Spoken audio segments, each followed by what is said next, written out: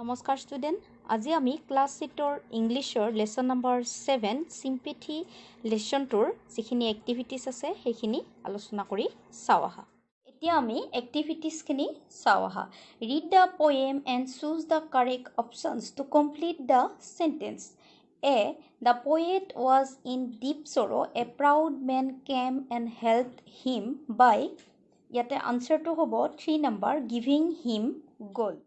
B number when the poet lay in want and grief, the one who helped him was yate answer to hobo 2 number a poor man.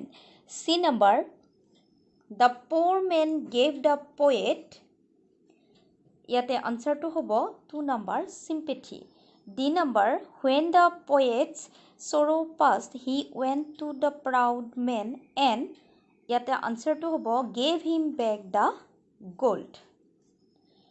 Tarpisot E number the poet refers to sympathy as heavenly because sympathy yate answer to hobo is an ordinary human feeling. 2 number A, here are some questions to help you find out how much you have understood the poem. 1 number, how did the proud person help the poet when the poet was unhappy? 1 number answer to hobo when the poet was unhappy, the proud person helped him by offering gold. 2 number, what did the poor man do when he found the poet lying in pain and sadness? 2 number answer to hobo when the poet lying in pain and sadness, then the poor man gave him bread and watched day and night. 3 number, why does the poet think that he cannot help the poor man back in the same way? 3 number answer to hobo the poet thought that because the poor man helped him showing sympathy, gold is great but greater for is heavenly sympathy. 4 number, why is the poor man's help greater than gold? 4 number answer to hobo the poor man's help is greater than gold because the poor man's help was unsubstantial and inner human feelings and sympathy.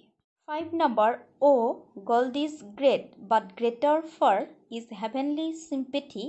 Why does the poet think so? 5 number answer to hobo the poet think that because when he was distressed, the proud man gave him only gold and looks were cold, but the poor man take care of him and watch him day and night. The poor man helped him with sympathy, but which was not in proud man's gold. The proud man took his gold without question. B number, find in the poem lines that match the meaning of the following sentences. 1 number, I was sad and very unhappy. Number 1 answer to hobo I lay in sorrow deep distress. 2 number, I was in need and was sad and hurt. 2 number answer to hobo I lay in want and grief and pain. 3 number, he fed me and took care of me. 3 number answer to hobo he gave me bread and watched me night and day. 4 number, gold is valuable but sympathy and love are far more valuable. 4 number answer to hobo oh, gold is great but greater far is heavenly sympathy. C number, make sentences with the following phrases. Looks were cold, night and day pay him back. Looks were cold, the proud man looks were cold to the poet. Night and day, the poor man helped the poet and watched night and day. 3 number, pay him back, the poet paid him back the gold that the proud man gave him. 3 number, below are some lines from the poem with some words underlined. Choose the correct meanings of the words from the options given in brackets. A, I lay in sorrow, deep distressed. Yate answer to hobo unhappy. B number, he gave me gold, money, jewelry, seeds. Yate hobo money. And blessed his charity. Yate answer to hobo kind help. D number, a poor man passed my way. Yate answer to hobo stop me. E number, is heavenly sympathy. Yate answer to hobo goodly goodness. F number, greater for is heavenly sympathy. Yate answer to hobo the feeling of being sorry at another's sadness. 4 number, let's have fun with words. The jumbled words below have been taken from the poem. Spell the words correctly. List their antonyms, if any, alongside. Mention whether the words are nouns or adjectives. One has been done for you. Jumbled words, correct words, antonyms, and nouns, adjectives. Yate jumble words dia hoise ei atai kita jumble words. Yare correct to hobo sorrow, sympathy, kindly, grief, proud, serenity, cold. Yate antonyms hobo joy, hostility, unkind ba cruel, joy, ashamed, selfishness, hot, friendly. Noun hobo ইয়াতে sympathy noun hobo, kindly adjective hobo, grief noun hobo, proud adjective hobo, serenity noun hobo, cold adjective hobo. 5 number, as you know, the lines of a poem are not always written like prose. Here are some of the main ideas of the lines of the poem, but in a jumbled order.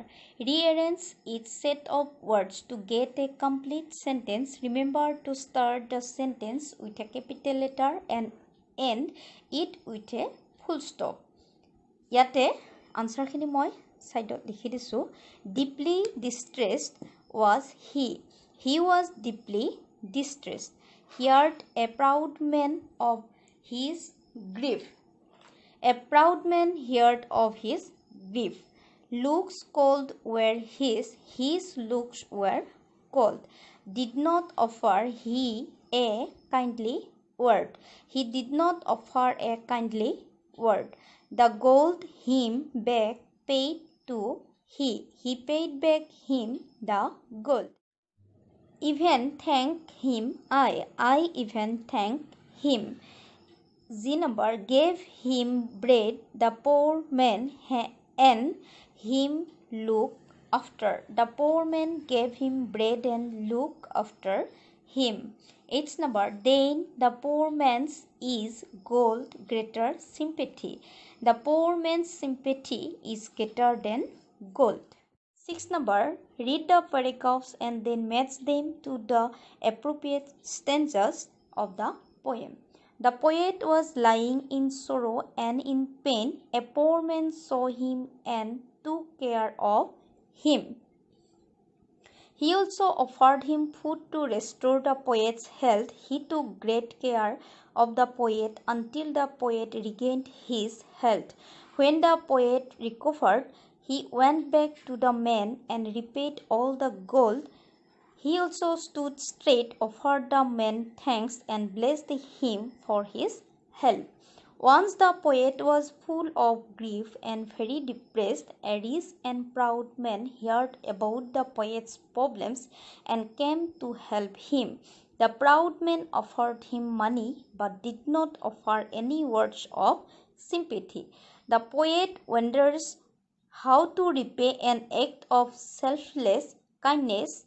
He realizes that having many to repay a debt is a great thing, but kindness is heavenly act that cannot be easily repaid. ইয়াতে কৈছে যে পেৰাগ্ৰাফটো পঢ়া আৰু এই আটাইকেইটা পেৰাগ্ৰাফৰ পৰা কবিতাটোত কোনটো ষ্টেঞ্জাৰ লগত মিলে সেইটো বিচাৰি উলিওৱা। ইয়াতে হেল্থলৈকে এইখিনি প্ৰথম ষ্টেঞ্জাটো হ'ব 3 নম্বৰ ষ্টেঞ্জাটোৰ লগত মিলিব কবিতাটোৰ, আৰু এইখিনি হ'ব 2 নম্বৰ ষ্টেঞ্জাত পৰিব, এইখিনি 1 নম্বৰ আৰু এইখিনি 4 number. 7 number, A. Look up the dictionary to find out what is meant by the word values. এইটো তোমালোকে ডিকচনাৰীটো চাব পৰা, আৰু ইয়াৰে ভেলুছৰ মিনিংটো হৈছে মান বা উচ্চ মূল্য। আৰু বিটো হ'ব discuss what is mean by the term of human values. ইয়াৰে কৈছে যে হিউমেন ভেলুছৰ অৰ্থটো আলোচনা কৰা বুলি কৈছে। হিউমেন ভেলুজ বুলি ক'লে তোমালোকে এইখিনি নিজে লিখিব পাৰিবা। এইটো হৈছে মানৱীয় মান বা মানৱীয় মূল্য। C number, make a list of different types of human values. Taking the help of the dictionary, write the meaning of each of the human values you have listed. Also write at least one synonym and antonym for each human value you have selected. One example has been work out for you. Peace, meaning hobo freedom from disturbance, tranquility. Synonym hobo calm, lawfulness. Antonym hobo noise, war. Human values, love, meaning hobo an intense feelings of deep affection. Synonym hobo weakness. Antonym hobo hate. Human values, non-violence. Yare meaning hobo not involving violence or force. Synonym hobo without violence. Antonym hobo aggressive. Human values, right conduct, meaning hobo good behavior. Synonym hobo honest. Antonym hobo dishonest. Yar pisot truth, meaning hobo the quality of being true. Veracity, synonym. Antonym hobo false. 8 number, in groups turn the theme of the poem sympathy into a story. You can write about 4 men in a village, one who is very rich, one who is very poor, and 2 who are neither too rich nor too poor. Yate tumalokok koise je তোমালোকে এটা দলত ভাগ হৈ ল'ব পাৰা আৰু ভাগ হৈ লৈ সহানুভূতি কবিতাটোৰ বিষয়বস্তু এটা গল্পলৈ ৰূপান্তৰ কৰা।